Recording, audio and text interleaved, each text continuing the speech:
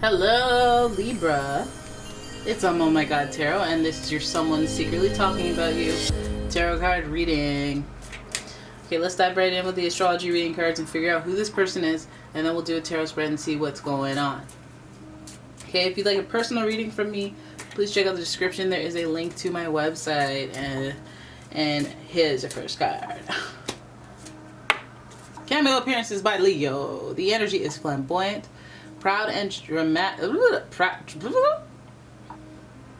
What happened there? The energy is flamboyant, dramatic, proud, and passionate. It focuses on the importance of self-belief. Hey, look at that. Look at that. Who that?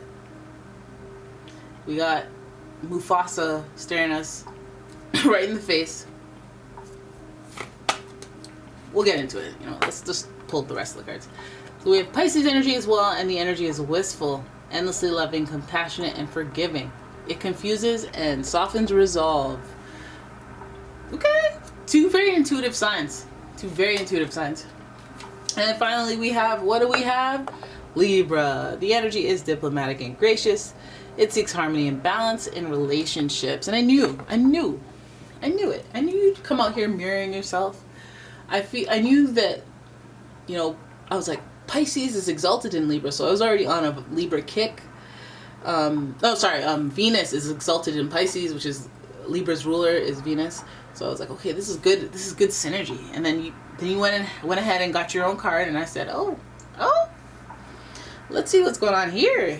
Okay, because this person talking about you, and I'm getting good vibes. I'm not getting salty vibes. I'm getting good vibes.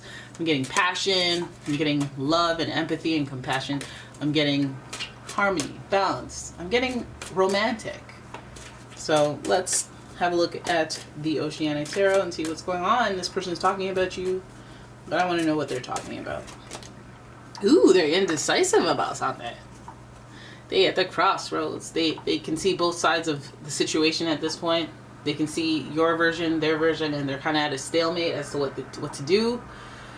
You know, and some people that's just like, let me take a step back and just wait until I have a enlightened moment, or wait until something makes it clear. And they get hit with the indecision. And that's actually a Libra thing, to be indecisive, because you can do that. So this person has a lot to relate to with you as far as this reading goes. That indecision there is nothing pleasant, but it's like I consider too many things before I make a decision. So, okay, I'm glad that you're not hasty.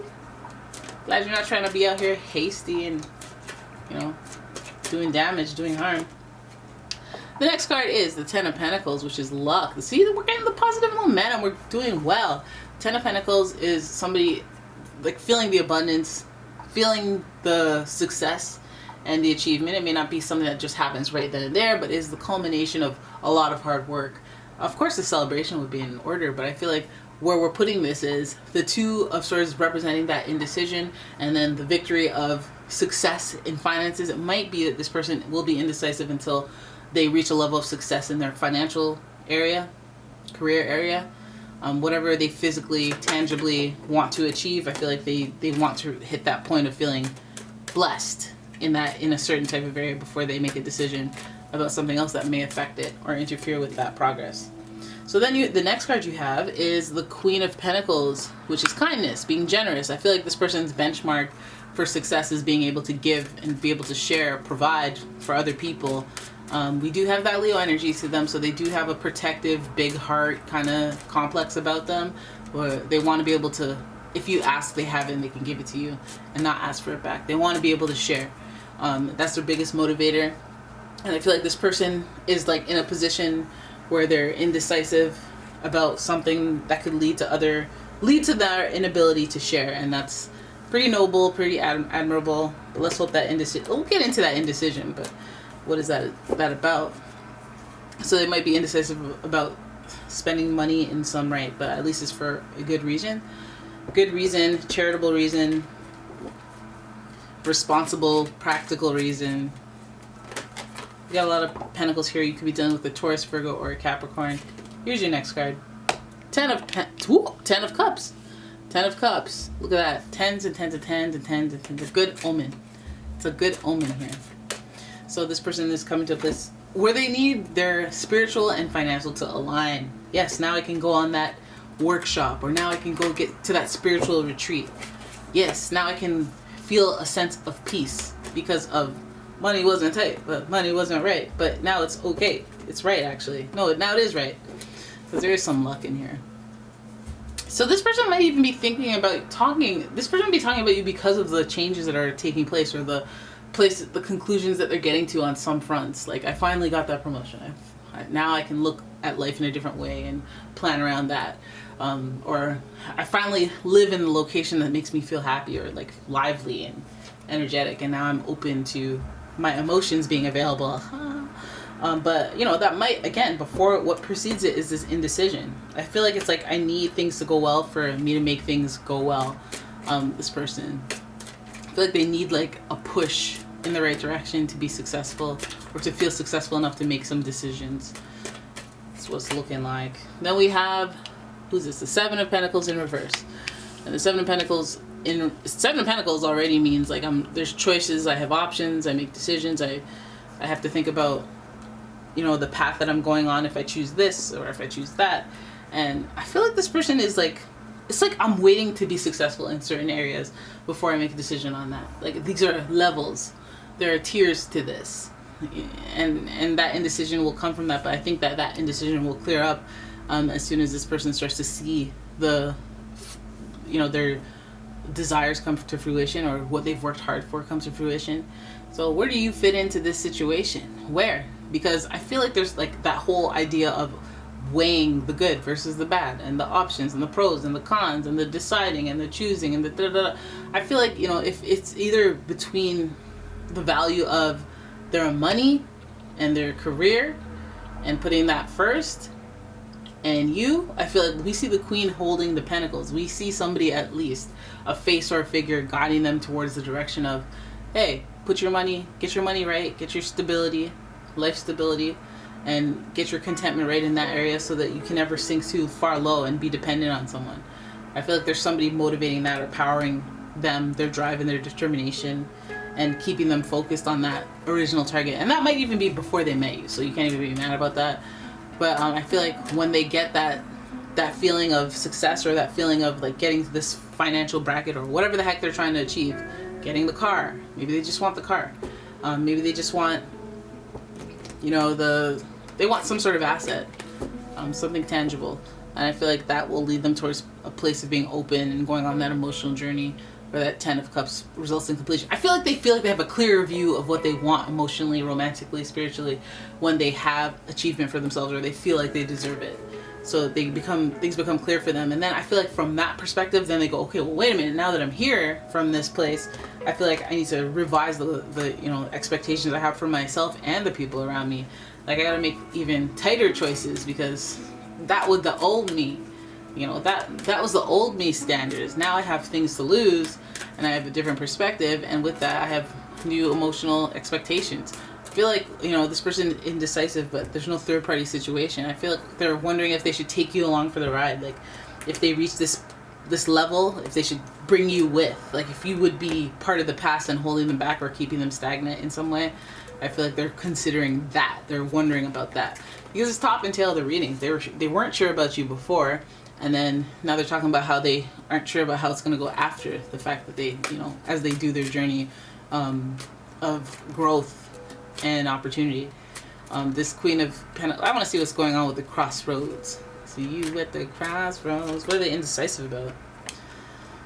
So that's the Nine of Swords. They have anxiety. They're indecisive because they're anxious about their situation with you. So I'm wondering if some of you guys have a turbulent situation with this make model.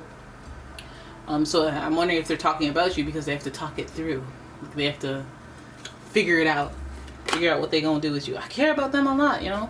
But it's not easy. It's just not easy with them. Especially communication because of these swords. Then we pull a Angel of the Ocean, which is the Temperance card.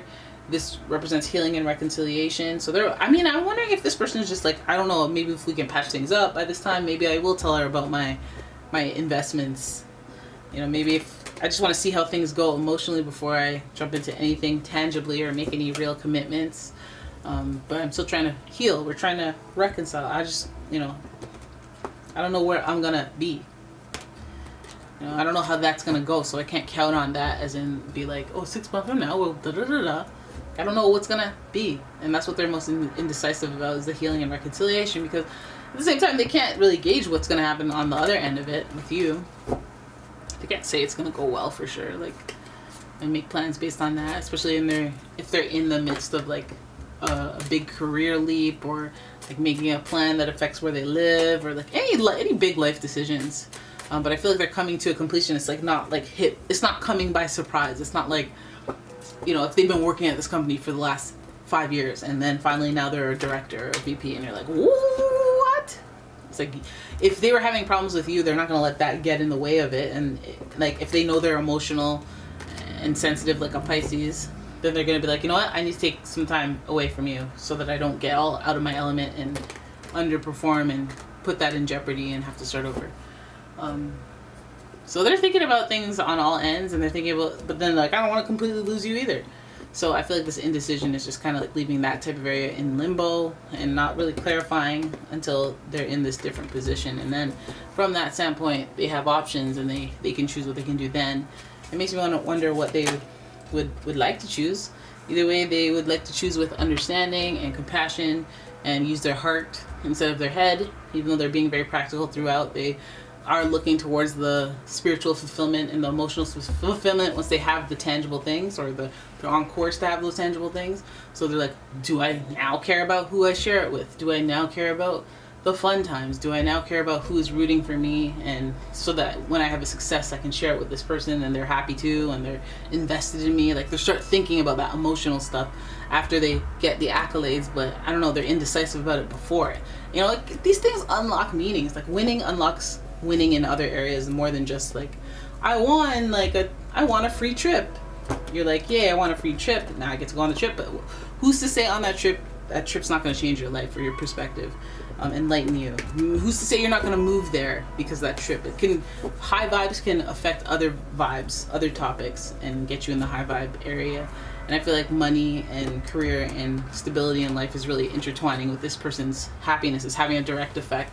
And so from that point, they have new expectations. So they don't, you know, they gotta do some more assessment. They're like, I don't know, to make sure this person makes me happy. Like, because they can make me happy, but they can hurt me just as hard. So gotta be sure. This heart is fragile.